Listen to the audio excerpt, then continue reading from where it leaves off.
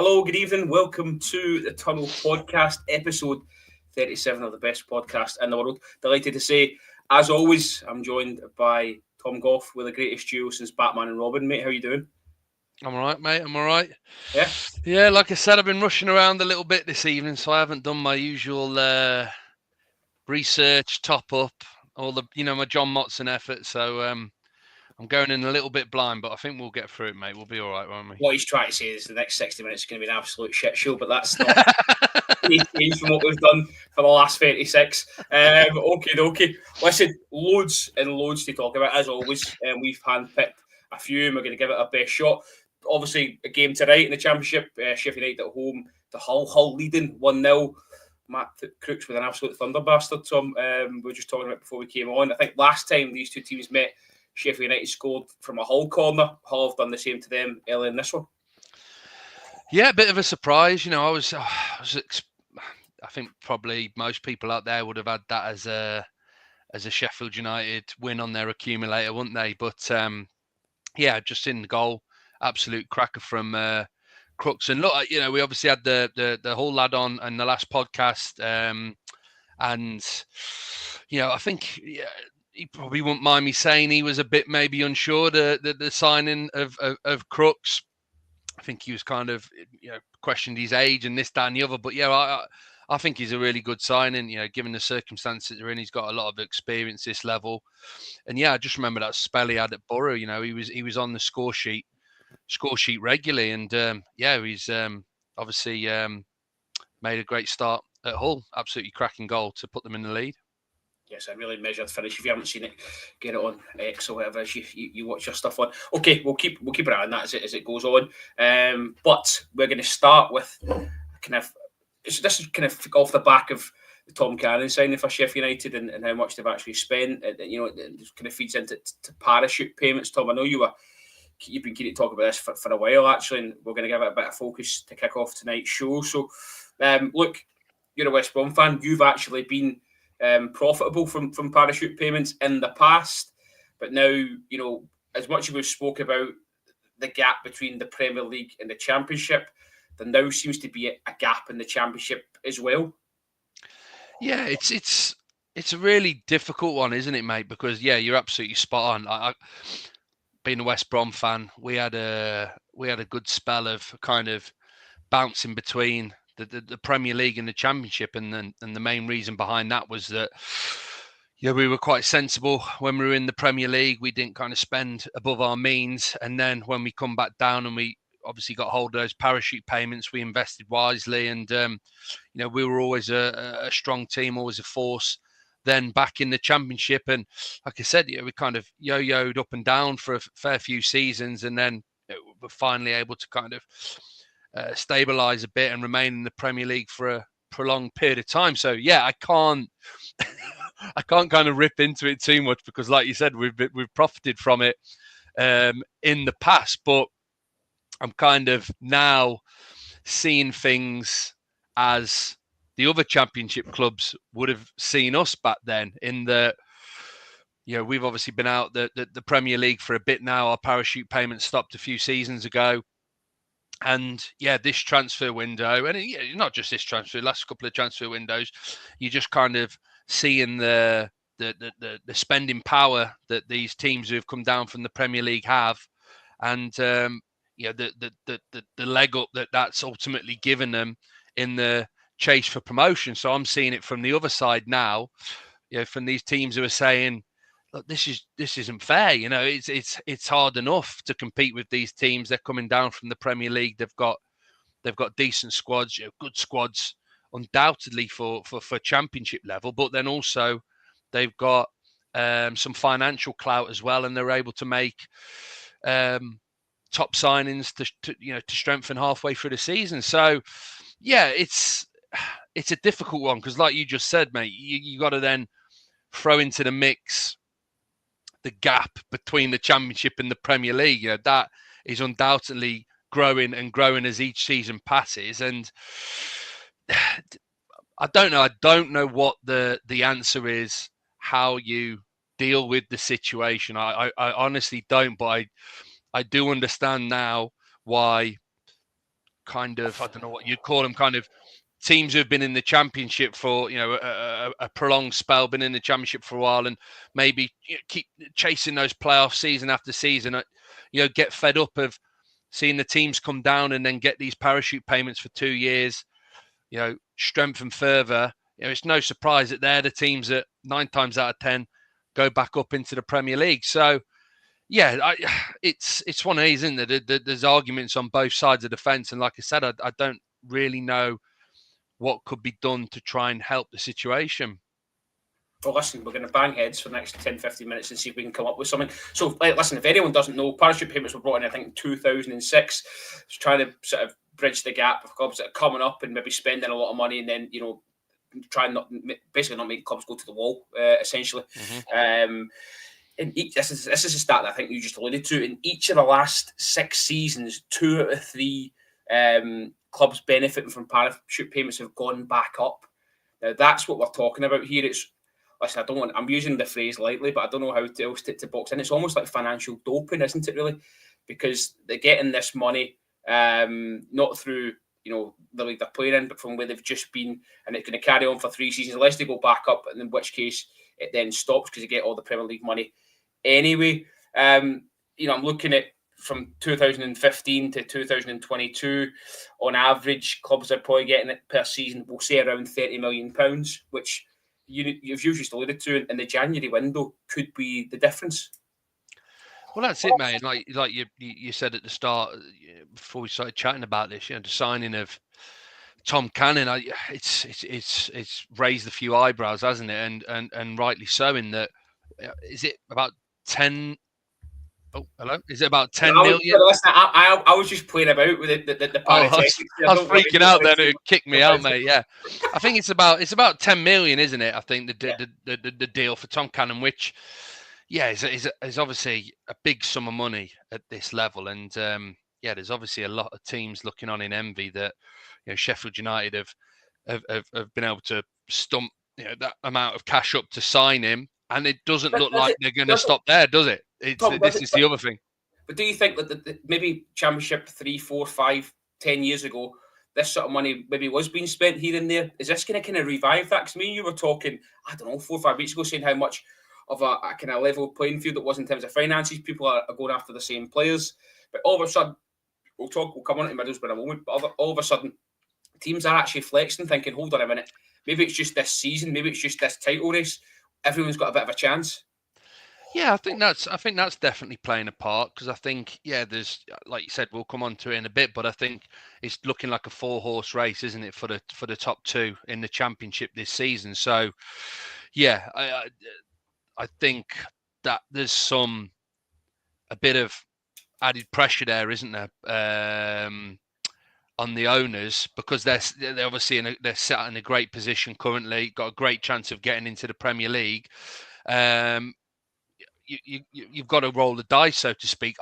I think also as well, a lot of these owners are thinking, I think the mindset now is a lot of these owners probably don't mind if they can get promoted, and then they don't mind being relegated. And because of the situation that's now formed, in that you go up, you get your TV rights, you get your Sky deal, etc. You get all that money. It's very unlikely you're going to survive because of the gulf in class of some teams. The big level difference between the 2 divisions. But I don't think these owners are too fussed, because as long as you don't go absolutely bonkers with your spending, like I said, you come back down, guaranteed 2 seasons, X amount, parachute payments. There's a very good chance you can then go back up. And I think it's like I said, I don't know what you could do to try and, because I do think there has to be something there to try and help the teams that get promoted in the Premier League. There absolutely has to be. So I agree with that. The logic behind it is that they're giving these teams the comfort that, well, if you do get relegated straight away, you will have a bit of security there. So have a go, try and spend a bit of money in the Premier League, try and keep up there. But then I don't think there's any thought then for the remainder of teams in the championship. That's the bit where it seems to be lacking for me. They're not in any sort of conversation whatsoever as to, well, how does it affect them, and the disadvantage that they are getting from how this works here. Do you see what I'm trying to say? It's should the payments be regulated in such a way that it's for running costs, wages perhaps, but not transfer fees? I know clubs will maybe manipulate stuff like that, and maybe that's for Kieran Maguire and not you and I. But however, there needs to be some sort of stipulations about how this money is used if given to you, or even should it be given as a lump sum and maybe not held back, and they can have proportions when needed. I don't know. Maybe the current format for me seems dated, much like PSR, FFP. From when these things have been brought in, we just said they're 2006 for parachute payments. That's almost the best part of 2 decades. Football's moved on. Hasn't it? Undoubtedly, yeah. And I think, to be fair, I think in the background, the calls for this to be looked at again and like you said, reevaluated, and the powers that be sit around the table, and rethink this. They are getting stronger and stronger. As each season passes in the championship, I see the calls for parachute payments. Something's got to be done here to try and just even things out. Just balance things a little bit better, because it does seem to be just massively favouring those teams that come down. Like you said, the stats don't lie; they're there, black and white, for everyone to see. That those teams are more times than not going straight back up, and that's because of the spending power that they're getting, from those parachute payments. So, yeah, it's a tough one, mate. But then I think I don't know whether you want to just kind of organically go into it. I don't know, because it's quite interesting this season. Like you said, Middlesbrough and Sunderland they are seemingly willing to spend a bit of cash, aren't they? They're making some moves. They smell blood. Yeah, well, this is the thing. I don't know whether. Listen, you followed the championship since you were you were a lad. Has it ever been this wide open in terms of this many teams going for it, this many teams maybe neck and neck, this many teams having a say? Because at the moment, no one's really pulling away. No one's grabbing it by the throat. 1 minute it's Sheffield United, the next minute it's Leeds. Sunderland having a say. We're thinking it's Burnley. We're jumping around, and Sunderland in particular seem to be, they're going to chuck some money in it. They're linked to Akpong this week as well from Ajax. It could cost upwards of £8 million. It's not pocket change. No, not at all. And I think you're right. I'm trying to think back.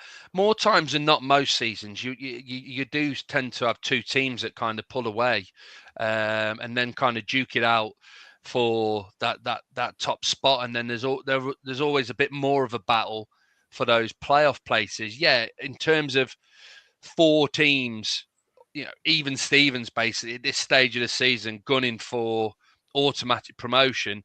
Yeah, I'd have to obviously do a bit of a deep dive, but I can't think when there's been 4 teams, like you say, absolutely going for it to get those automatic spots. And you're right. I think as much as Sheffield Wednesday are obviously splashing a bit of cash now, and Burnley are obviously trying to make.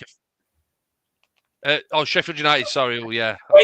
Splashing cash. I can't get those one, can I? I'll be lynched. Sheffield United is obviously splashing a bit of cash. I know Burnley are trying to make moves. I think they're getting a little bit frustrated, but it's clear that they're, Parker's trying to make some new additions, spend a bit of money.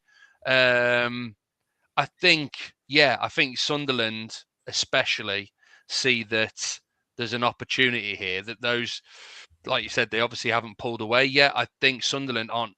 I think they're, in terms of quality and what they've done so far this season, I don't think there's any difference between them and Burnley and Sheffield United. So, Sheffield United, getting mixed up, mate. Sunderland fans will be absolutely buzzing to see that their owner is, like you said, kind of smelling blood. There's a great opportunity here. He's willing to roll the dice, back the manager to try and get automatic promotion, because they've got a great chance of achieving it.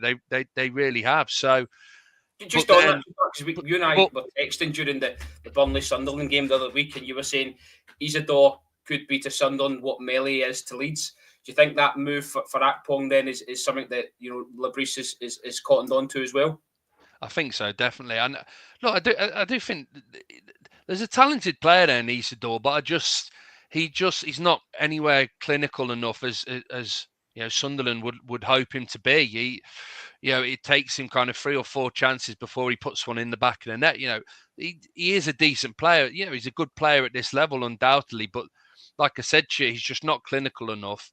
He's not taking as many chances as Sunderland would like him to be, and it is definitely costing them points. I know there was that game against Burnley when he missed the 2 penalties. That was all a bit bonkers. But there's been plenty of examples prior to them where he hasn't put his chances away in the game, and they've ended up coming away with a draw, dropping points. So yeah, Akpom, that'd be a brilliant signing for him because he's last in the Championship.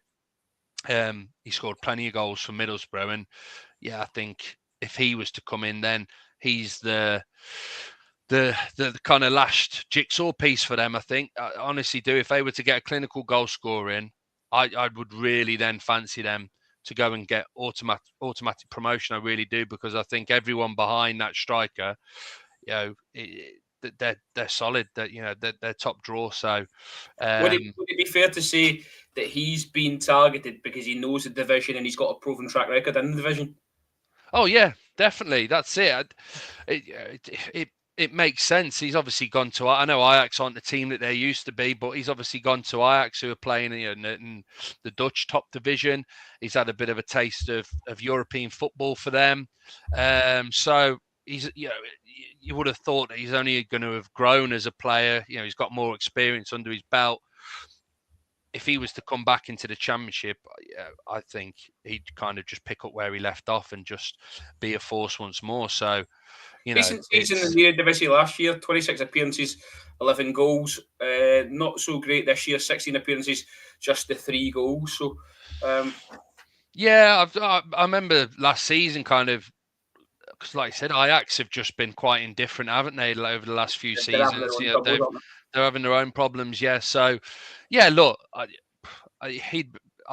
my personal take is he'd be an unbelievable signing for Sunderland. And I think you can imagine that the Sunderland fans themselves would be buzzing with it, because like I said, I've seen quite a few Sunderland podcast pages and stuff saying similar to what I'm saying here, and that they like Isidore, but he just isn't clinical enough. It takes him too many chances to put one in the back of the net, and these fine margins when you're battling for automatic promotion at the top of the table, they're so vital, aren't they, come the end of the season? So but then I guess the question then is that I was going to say was maybe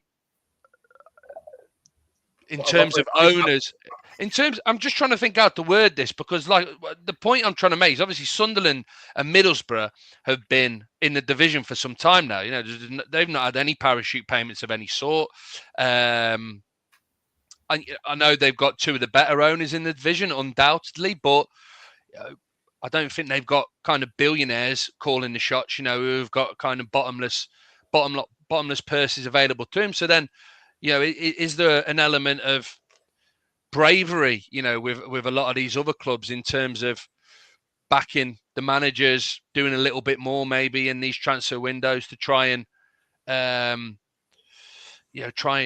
obviously aid your chances of getting promoted? Because like I said, I think, it's a done deal in terms of the 4 teams battling out for automatic, but then there's still one hell of a fight for those playoff places, isn't there, underneath? And again, this transfer window is going to be absolutely vital in terms of determining who out of those teams is going to land one of those last 2 spots. Like I said to you the other night on WhatsApp, I think if Middlesbrough end up signing Whittaker, they've brought Giles back. If they make another couple of signings of similar caliber, I think they've locked in, that 5th place spot. To be honest with you, if they make a few signings like that, and then the rest of the group are fighting. You're so sure of that, even given maybe their inconsistencies since maybe the last kind of 6 weeks. We spoke only the other night about polls on Twitter about getting rid of Michael Carrick. Gibson's clearly not doing that. He's going to back him. We're going to move on to Whittaker shortly. Do you still feel that he can, regardless of who he brings in, even as the likes of Whittaker, that's going to improve them and almost cement that consistency and almost change that mentality that you'd alluded to the other night? I think so, yeah. I think, like I said, there's my opinion, there's a good team there, very good team there on their day. They've got a great head coach, and I feel like I'm a firm believer that keeping things fresh in the squad, bringing new faces into the team, top additions, it benefits everyone, and it keeps everyone, it keeps people on their toes. Then, if they want to keep their spot, they've got to keep hitting those high performance levels. They've got to, improve even, try and get a bit extra out of them, to keep in the manager's thoughts and in that starting 11. So this is the thing. This is why, the January transfer window it is a notoriously difficult transfer window for teams to navigate through and make decent additions. But at the same time, it's a vitally important one as well, in that it will determine, again, a bit cliche, but it will determine the fate of a lot of teams, won't it? Whether you're going to stay in the division, whether you're going to have a chance of getting out of the division. Just on that, because this question's twofold. Do you think people or clubs are being proactive when they're seeing the business that Sheffield United are doing? And to caveat that as well, do you think, or are you shocked that the lack of business Leeds seem to be doing? They don't seem to be in for many. Yeah, but I'll be honest with you. I think Leeds I think they've got a really good. I do really think they've got a really good squad. I think maybe another striker, because obviously they've got Pirro as their main striker. Bamford's obviously not getting much game time now. I think there's talk of him potentially moving on in this window. But I just think in midfield, out wide, in defence, I just think they're well stocked, mate. I really do. And why make signings and bring people on just for the sake of it? It could have the negative effect, couldn't it? It could rock the boat a little bit. So, yeah, I think Leeds are in a great position because I just do think they've got a great squad. They've got options in attack, in midfield, in defence. I think, like I said, I think maybe only a striker is maybe the area. Maybe they're a little bit lacking if something was to happen to Pirro. Who have they got playing that number 9 role?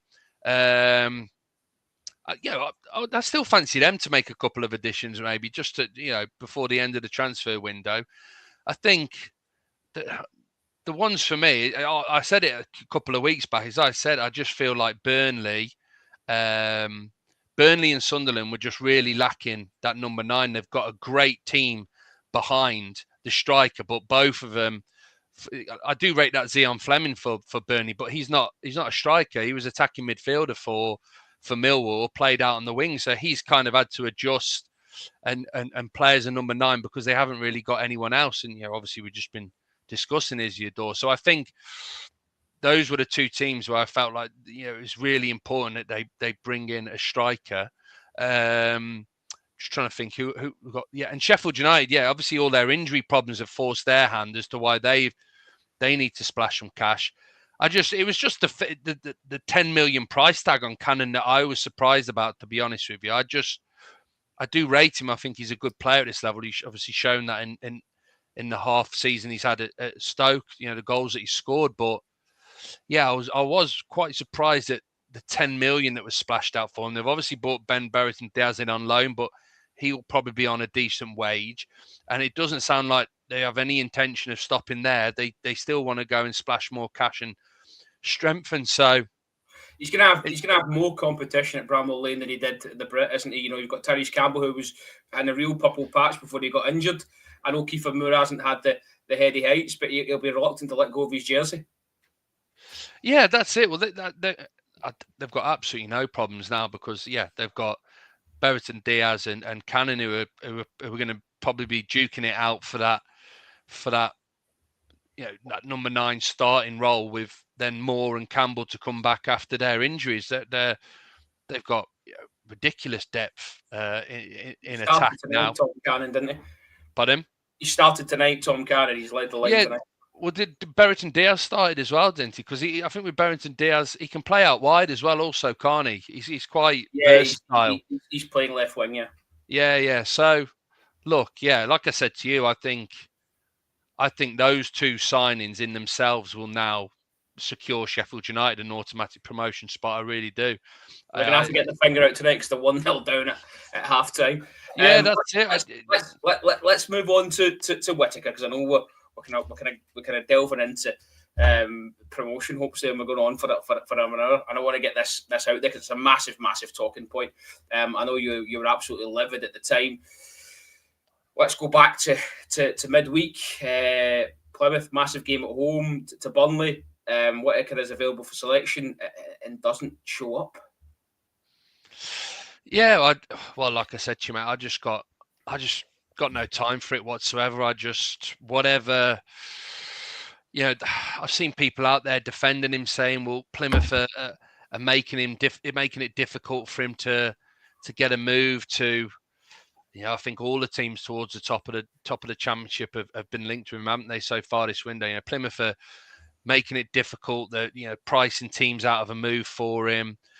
He's obviously been at Plymouth for a while now. He's been a good servant, etc., etc. It doesn't wash for me any of that whatsoever.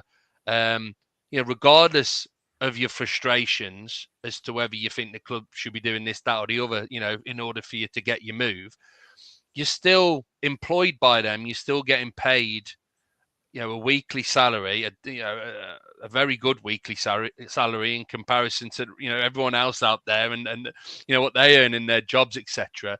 So for you to kind of throw your toys out the pram and say, "Oh, I'm not turning up because I'm not happy that I haven't got my move yet," I just think it's absolutely disgusting. And like I said to you, if I was a Middlesbrough fan right now, as much as I do think Whittaker's a good player, but at this level, I really do rate him, and obviously he's a young lad still.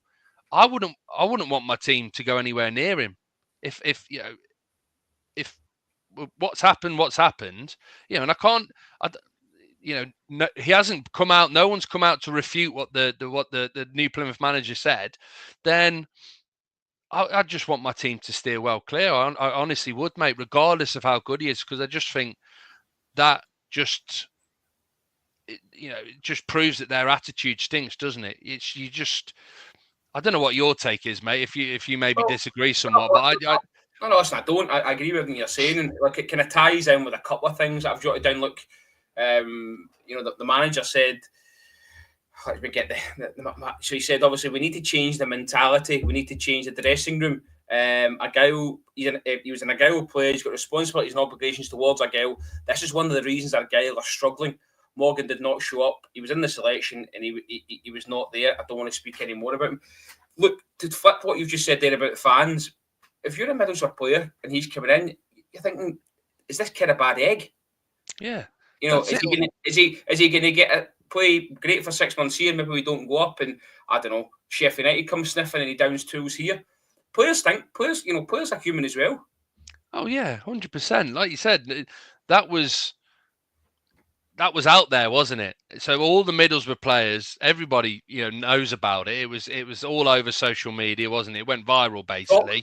Sky Sports News. Yeah. Everywhere. So like you said, every one of those Middlesbrough players knows about it. And this is the thing that I just can't get my head round with the player and his agent, because sometimes it is as well, isn't it? These agents, a lot of them are just blooming, they're vipers, aren't they?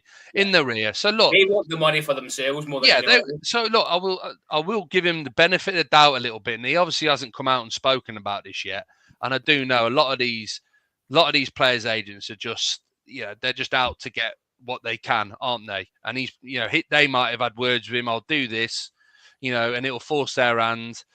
They'll have to sell you, etc., etc. So, giving the benefit of the doubt in that, but yeah, you're absolutely spot on in that all those Middlesbrough players will now be thinking, okay, well, yeah, all right, he's a good player. They've probably played against him for a couple of seasons now. He's going to add to the squad, but yeah, what does that say about his personality? That he obviously now feels that he's bigger than Plymouth, that he he deserves this move, and that, it's the whole player power thing, isn't it? I'm gonna force their hand by refusing to play. And like you said, what was such an important game for him as well. Look, I don't think anyone would have expected them to get anything from Burnley. Burnley are absolutely flying at this moment in time. But even if they'd put in a spirited display and actually made it difficult for Burnley and really made Burnley work for the 3 points, and showed some signs of promise in the game. It's something to build from, isn't it? You can build from a spirited loss. If you've done things well in the game. The last thing that they needed was an absolute thumping. The game was done after about. Not only that, so I full named you there as well. Not only that, but him not showing up compounds the defeat even further, because it's a double negative, isn't it? So I just think Plymouth have had enough bad press this season, and it's just one more thing to kind of, another stick to beat them with. Just if we can on Whittaker himself, look, he's clearly talented on his day. We saw how good he was in the FA Cup win against Brighton. No secret I'm a Rangers fan. We all linked him a couple of seasons ago as well under Stevie Gerrard. I think we're trying to get him on loan from Swansea before he went to Plymouth. Plymouth have paid £1 million for him. They're going to get 6 million plus add-ons. It's not a bad deal, but it could have been handled a bit better. That's the crux of it. Yeah, 100%. Because again, we have to be careful, because you never know what exactly is everything that's been said behind the scenes, how it's played out. I've seen some of these kind of football podcasts. There's the the Ben Foster one. What's the one you like? Podcast. Yeah. And they've had ex-players come on, and they've told you how deals have broken down and how chairmans have changed their stance, haven't they? And you never know what's going on behind the scenes. So like I said, you got to give the guy a bit of benefit of doubt. But I don't think there was any doubt in the. I keep forgetting the Plymouth manager's name. It's absolutely Milan Muslic, is it? Muslic, that's it. He wanted him in the team. He was in the squad. He would have been in the starting 11. He's their best player, simple as that. And he didn't show. Regardless of what's gone on, that's bad form. You got to play. If you're fit and you're available, and the manager wants you in the team, you've got to play, regardless of what's going on behind the scenes. Him playing would not have stopped this move to Boro. Exactly. Listen to Muslic's his comments. Seems to me like he just wanted players to be honest and say, I don't want to be here. If you don't want to be here, you can go. He wants players that are going to be there. And by the look of it now, I'm sorry to say this, Argyle fans, but get you back out of League One, because it looks like that's where you're heading. And then, look, we could draw this back into parachute payment talk, because you look what the spending of Birmingham have done this year. You've got Wrexham in there as well. Huddersfield has spent a fortune in the January window as well. Yeah. These clubs are spending, so Plymouth have got to be careful when they go back down that they don't fall away again. But to bring it back to Whittaker, just what's he going to add, or what's he going to have to do to win people around? When he does arrive on Teesside. I don't know, because look, this is the thing. This is what I was just about to say, was that his name has been tarnished now, and it will be for a very long time. And that's again, that's why I just find it's just been handled so poorly by him and whoever's advising him. In that, if he goes to Middlesbrough now, it does really well for him in the second half of the season, helps him get in the playoffs, maybe even get promotion. Doesn't matter. It's going to be a fair few seasons before people, forget that he was the guy who refused to play for Plymouth, forced to move. He's always going to have a smear now against his name because of how it played out. Regardless of what we don't know going on behind the scenes, that's it now. Simple facts. And I think they'll. And the other thing now is, because of that, maybe when he has a bit of a tough spell or things start going wrong for him, it'll be easier now as well for people to point the finger and start criticising him as, again, the guy who do you know what I mean? That's just how it is. That's just football for you. So, yeah, it's very short-sighted. Let us put it that way. I can understand his frustrations, because a player of his caliber probably does deserve to be at a better team, but you've got a responsibility. You're a Plymouth Argyle employee and they're paying you handsomely, you've got to be turning up and playing matches. And like you said, it wouldn't have changed anything. If anything, it just maybe just kind of, if he put in a decent performance, maybe got a goal and put in, like I said, had a good game against Burnley, well, it might then have just helped him with his move, in that someone might have said, well, definitely, we've got to go for this guy. Look at how he played against Burnley. That's made our mind up. We're going for him. Just so short-sighted, honestly.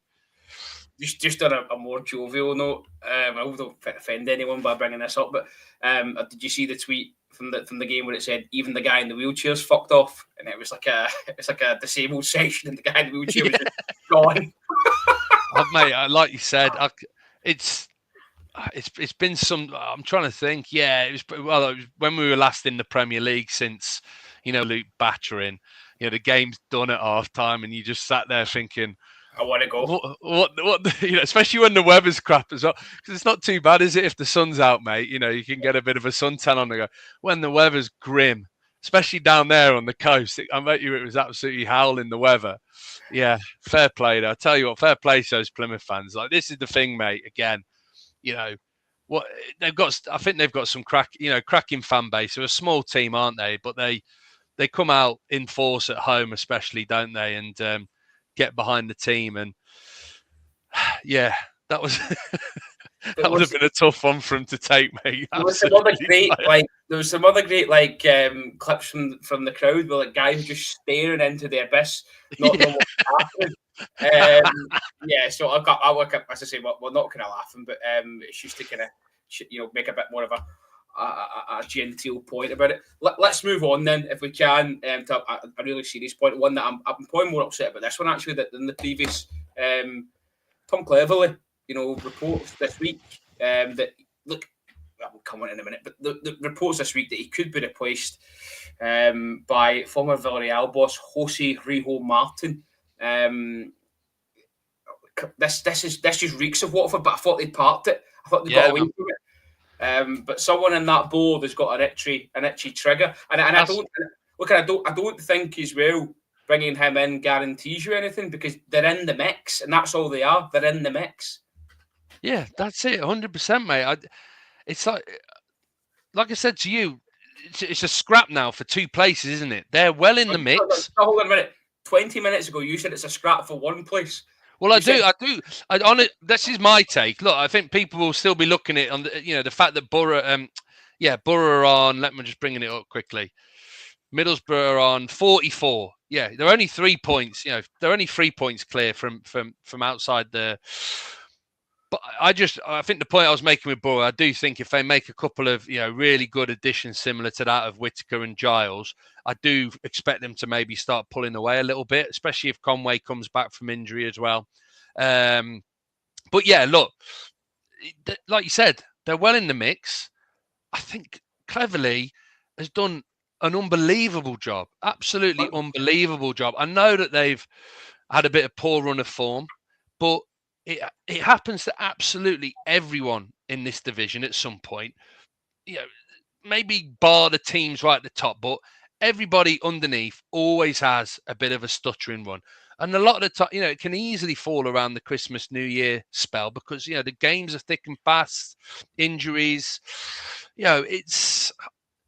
I just, like you said, I was, the same opinion as you, and it seemed like Watford maybe calming down a bit with that trigger finger and, and the sackings and all the rest of it. But then it does very much seem like something's going on behind the scenes there, doesn't it? It doesn't seem just mere kind of rumours and paper talk. And like you said, you just feel like saying to him, like, when are you gonna learn your lesson? Like, how many seasons have you been doing this for now where you've just been chopping and changing and add to that, never been in this position through chopping and changing. You look at that home record that Cleverley had, that was unbelievable. And part of me thinks that was actually keeping him in his job now that things have become clear.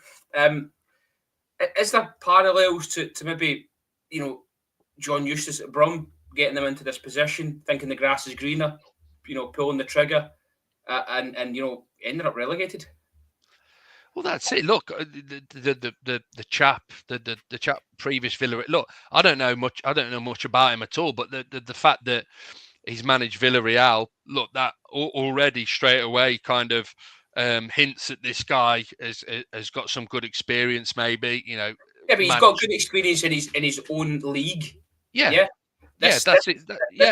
This is much more cutthroat, especially at the top end of the Championship, where the games are. He won't be used to Saturday, Tuesday, Sunday, Wednesday, Saturday, Tuesday. Do you know what I mean? Yeah, 100%, mate. That's exactly what I was just going to lead on to, is that there's just no guarantees that this guy will come in and improve them. It's such a risk, and like you said, it's just an unnecessary risk because of how good a job Cleverley's doing and where they currently sit in the Championship. Yeah, they've had a bit of a sticky run of late and found things difficult. But like I said, who hasn't? They've obviously done enough to remain within that playoff chasing pack. So, the most important thing here is I haven't seen one Watford fan say, "Yeah, I think it's the right thing to do." It's the opposite. I've seen people saying like, "This is the most popular manager they've had since Graham Taylor." The Watford fans are really right behind him. They're not getting too concerned about the poor run of form they've been on. They're confident that they will continue to stay in that playoff mix. And I think the same. I honestly do. I think they're one of the stronger teams who are gunning for those last couple of playoff spots. I honestly do. I as a West Brom fan, I see them and Boro as our main threats, honestly. And that sounds a bit harsh to Blackburn.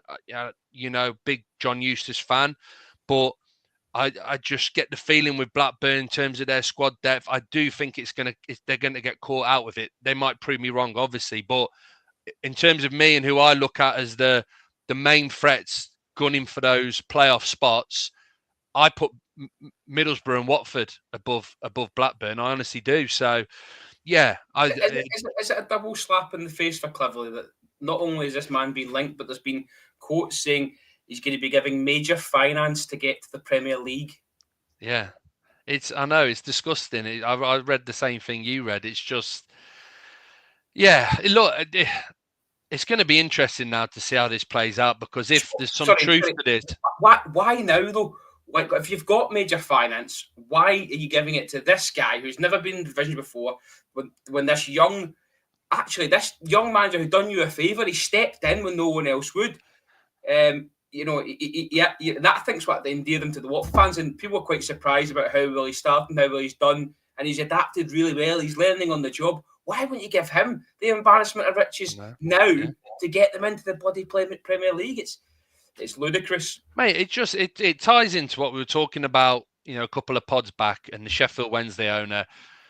It just shows you that the point it proves to me is that whatever vetting that the football league is supposedly doing when these owners take over these clubs, it's not enough. It's not enough, because these guys are just, a lot of them are just blooming unhinged. It seems, there's just no. It is almost like they're just playing Football Manager in real life. There's just no consideration there for. I've got a pet peeve for the ownership. I wouldn't allow dual ownership. I don't care if you own a club in Hong Kong, Taiwan, whatever. I don't think you should be allowed to own two clubs or be involved in two clubs. Just a wee sort of side street, but Lennon Miller, massive talent in Scotland at the minute. He's been linked with a move to Udinese. They put a bid in this week, £2.5 million, rejected. Now, I listened to James McFadden earlier on today and said, reject that move all day long, because all you're going to do is go to Udinese, train for 6 months, and end up at Watford. Here you go. 100%, yeah. That should not be a thing. It's ridiculous. I agree 100%. Look, it's to be fair, it hasn't. Obviously, Watford, they remain in the Championship. I remember when they first came in, and they made a couple of really high-profile signings from Udinese. They were almost some of their best players, and the Championship, we're saying this ain't right. They can't be doing this. This just doesn't it doesn't feel right whatsoever. They're just, like you said, again, like I said to you, it's almost like they're playing a bit of Football Manager, isn't it? Oh, okay, I'm just going to take a couple of my guys from here, and I don't know. You're absolutely spot on. It isn't right. Look, we could probably do another podcast to talk about, give our takes on that situation. But in terms of Cleverly, mate, yeah, I just, like I said to you, if he was to get sacked, the Watford fans are going to get angry. So you're gonna get their backs up. They're going to be absolutely raging with the decision. So then, but you've just mentioned the owners. I don't think they care. I don't think they care. Yeah, I know they don't care. But this is the crazy thing I'm saying. The new guy who comes in, straight away, he's got a fan base who are angry. They're angry. They're absolutely raging that they got rid of the owners got rid of the manager. So the pressure that under normal circumstances, obviously a high amount of pressure on a new manager coming in and to hit the ground running and do well. There's even more pressure on you then because the fans are just, they're angry. They're raging at the fact that the manager before you has been sacked by your kind of, your unhinged owners who do not take the fans' feelings into consideration whatsoever. So it's just, you know what I mean? It's just wrong on so many levels. But how this is, again, it's just same with the Sheffield Wednesday. These guys, they're obviously millionaires, multi-millionaires. I don't understand how, if you and me can kind of sit and discuss this, the common man, so to speak, and talk common sense as to why these decisions are just absolutely bonkers. I just don't know how these guys, who are obviously smart because they've made millions, how they can just be so stupid and reckless with their decision making. I honestly do. They've got no attachment to football or no attachment to these clubs, know, and that's we spoke about this the other week about American ownership and how these especially in the Premier League don't want season. They want to try and eventually phase out season tickets. They don't want season ticket holders. They want guys coming in paying the tickets every day. And I think maybe not an element of that in the Championship, but these guys just don't have a kind of emotional connection. And I think now fans are kind of just treated like a number as such, whereas before, I don't know about your club, but my club certainly, there's guys that have had seats for 50 years, and see if they said to the board, I'm leaving tomorrow, the board wouldn't give a monkeys, which is really, it's wrong, because COVID should have taught these clubs something, that football is nothing without the supporters. It was a TV show, and a really bad one at that. It was horrific at times, so we kind of hung on in there, but I just think, this could be a really, really listen, just on Tom Clever, actually, he comes out of this smelling of roses, whatever the situation, because I think the English media, the supporters of not just Watford, but yourself and I, can see he's done a great job. So I don't think he'll be long out of work. However, it just seems really, really underhand. I think it's probably the best way to describe it. Would you agree? Yeah, definitely, mate. I think it'll just be John Eustace part 2, in that it won't be long before he gets another job. The fans themselves of Watford as Birmingham will be aggrieved with the decision. Everybody else outside of football, will be aggrieved and in support of them. Like you said, the only people that are going to come bad out of this are Watford, the Watford owners. But like you said, they've shown on multiple occasions already that they do not care whatsoever not what everyone else thinks, but even what their own fan base thinks. They ain't bothered, So what does that? We're kind of here. I know, we're discussing it and we're in shock, etc., etc. But in theory, we shouldn't be in shock, should we? Because they've done it so many times already. They've shown their true colours so many times already that it's just kind of commonplace for them now. The thing for me, mate, is I can't get my head around, and I know money talks, why anyone wants to go to Watford and be their manager. This is what I can't get my head around, and I can understand. I'll give Cleverly a bit of leeway there, because he was playing for him. He ended his career there. He was playing for him. He was in the coaching staff. But anyone else wanting to go there, you seriously need your head looking at, because it's just a circus. Simple as that. Absolutely. They must be paying well. That's all I'll say, because it's an absolute circus. And as soon as you're through that door, you know, even if you back yourself, you know full well that those guys calling the shots could just pull the trigger at any time. Yeah. Any time. If you can't keep your job when you're in the mix, then what chance have you got? They probably want you to be top two. Even if you're top for 6 weeks and then you drop to second, they're going to be getting a little bit itchy. Okay, we'll get into the home stretch of this podcast. We will park that and move on to just a wee quick look at the weekend's fixtures. Listen, we're having a tunnel podcast day out tomorrow at the Hawthorns. We'll be there for Mogger's first home game. Look, I don't want to upset you too much, but obviously didn't go to plan on Tuesday night. Isaac Price is coming. Mowbray seems impressed with what he's seen initially. I don't know if you've heard his comments from seeing him train today. It almost felt like to me like he didn't identify this player. This player was already on the radar. Yeah, we tried to make a move for him in the previous transfer window. So yeah, that says everything that needs to be said. But from what I've read is that when the kind of Mowbray deal was getting tied up, that they obviously spoke to him. They kind of showed him as much footage and stats etc. as possible to make sure that that they were still okay to bring this guy in. But I'll be honest with you, I do think he kind of fits the bill of a Tony Mowbray player. He has a great track record with nurturing younger players and improving them and helping them onto the kind of next stage of their career. So yeah, where does he fit into this team? Where does he play?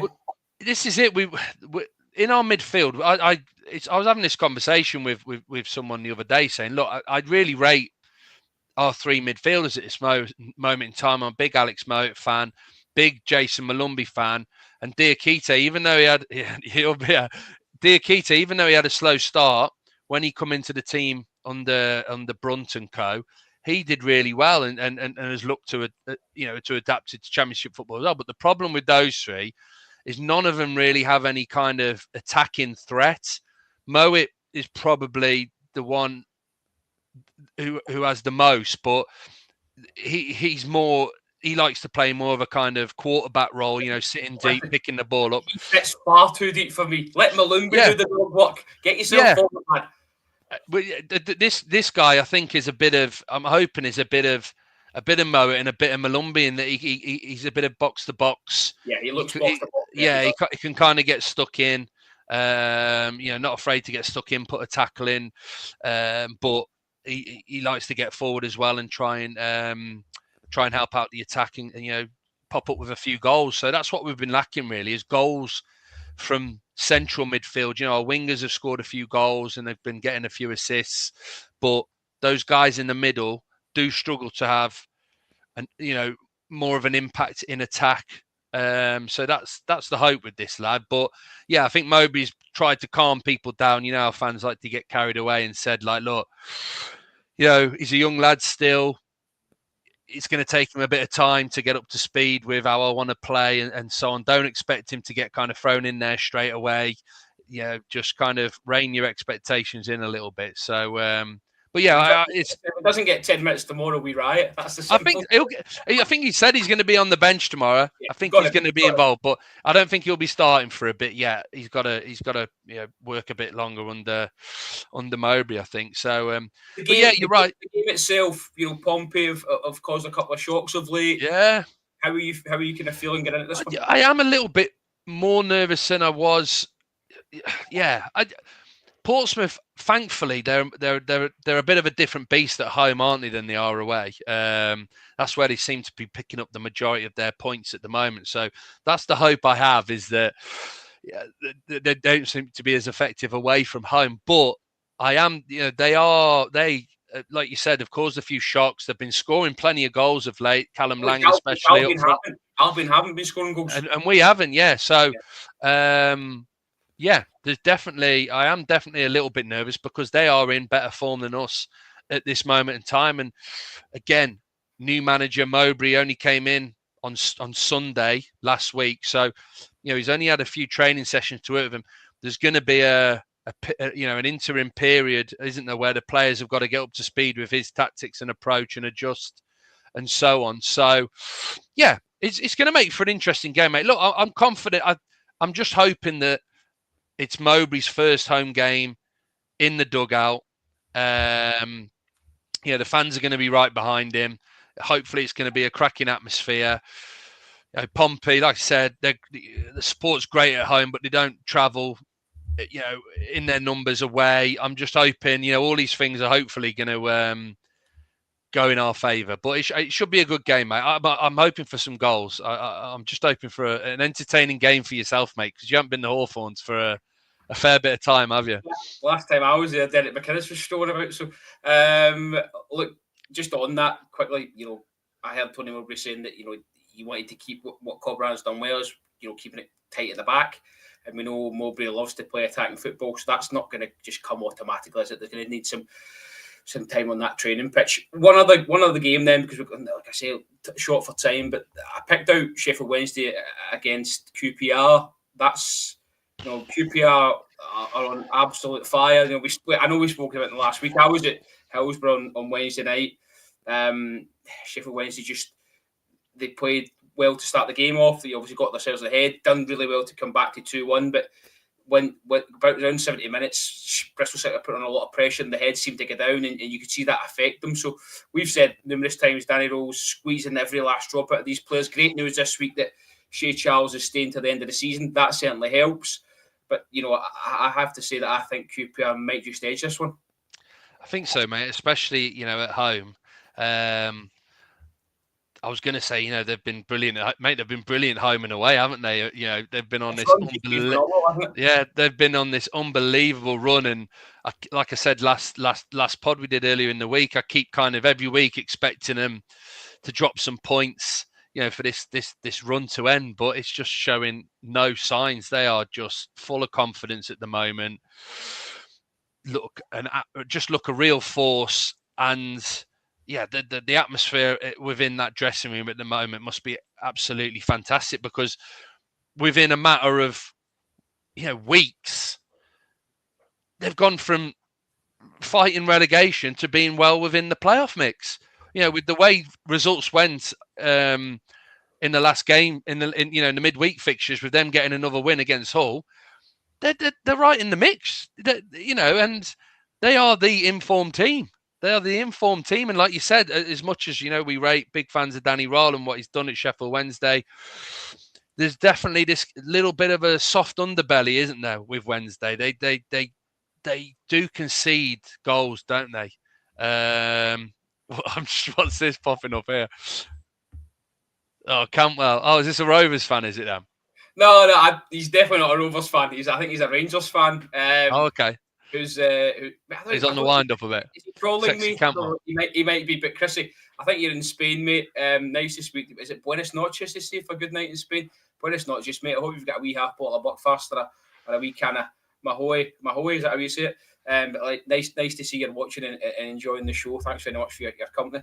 As you say, they're absolutely flying. If kind of results go their way tomorrow, which we hope they don't, because we're looking for a home win at the Hawthorns. If West Brom and Watford don't do their jobs and QPR do, then they'll be level on points. I know QPR have got a horrific goal difference, but they'll be up there. Yeah, they will, mate. And I like you said, I fancy him to get the win. So I said, Sheffield Wednesday. We've been saying it for a long time now. They're a few players short, I feel, of the finished article. Let's put it that way. I think they've got, like I said, a bit of a soft underbelly. They concede a lot of goals. Like you said, Roll is just squeezing absolute maximum out of him, isn't it? But it seems like he's squeezed as much as he can. I think that's the best way I'd put it. He needs help, don't they? That's it. He needs some help. I don't think he can get any more out of him. So yeah, I'd fancy QPR for that one, like yourself, 100%, mate. Okie dokie, that's almost perfect there, right to the second. Look, if you are at the Hawthorns tomorrow, Chrissy, we know you won't be, but if you are at the Hawthorns tomorrow, say hello. Don't throw stuff at us, we don't want that, but just say hello, be polite. I'm really looking forward to it. We'll be back on Monday night. We'll debrief what went on at the Hawthorns. We'll be putting some content up tomorrow during the day as well, if we can, and really looking forward to a wee day out. Tom, as always, an absolute pleasure. It is still, let me just check that scoreline actually before we log off. It is, I think I've tapped in the button, so look at that. That's the beauty of live. he said live radio. It's 2-0 to Hull. Oh. That's Matty Jacob with the second. That's not looking good for Sheffield United. You can spend all the money, but you've got to have the tactical nous, and Sellers has outdone the master tonight at Bramall Lane. We will see you on the other side. Good night.